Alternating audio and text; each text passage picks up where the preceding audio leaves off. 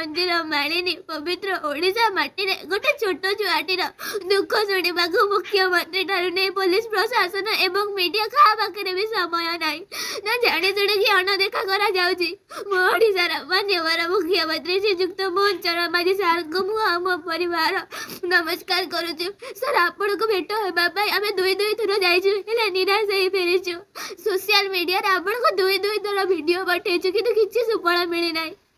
हेले पवित्र ओडिशा माटीर 4.5 कोटी ओडिशावासी आशीर्वाद मोर ऑपरेशन सफल हो पारी। आज भी निश्चित परिवार कांदुचंती सर बासगृह खाद्य एवं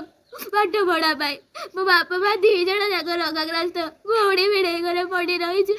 भिड़ई कम रोजगार कर ओलिए खाइले ओलिए खाइबा मिलूनी एपटे आम घर जमी बाड़ी सब किसी को जबरदखल कर जबरदखल करमको जीवन मारिदेवाई चेष्टा करम पुलिस प्रशासन सब चुप हो बसी देखुं फोकस न्यूज चैनल माध्यम पूरी एसपी सर कलेक्टर सर समस्त को अनुरोध करी सर दयाकोरी आमको आम घर थैथान कर दिंतु मो अनुरोध बाटर रहा निश्चित परिवार आगुरी जमती छटपट होता आज भी सेमती छटपट होती। मो भौणी रोवा बड़ा घर मालिक आमको अगस्ट 15 तारीख पर घर तोड़देव आम रास्ता कड़े बसबू सर। धन्य आपण जनता का सीएम एवं धन्य आपणकर प्रशासनिक अधिकारी आउ धन्य आपणकर पुलिस डिपार्टमेंट जदि मोर आम परिवार किसी लगी दायी किए रहा 4.5 कोटी जनता ही यार विचार करतु। मु आपण पाखक वीडियो मेसेज पठेबिनी एटा मोर लास्ट वीडियो रोज। जय जगन्नाथ। नमस्कार मो मोहन माइजार को विनम्र अनुरोध करुँची मो परिवार को न्याय दिंतु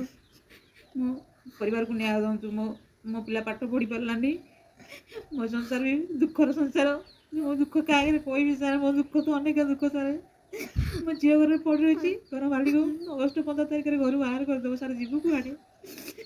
अनुरोध करुँची मो घर मत दे मो घर नहीं मत थैथान कर दिंतु मो पिलार पाठ पढ़ा मोती विनम्र करुँची 4.5 कोटी जनता को अनुरोध करुँची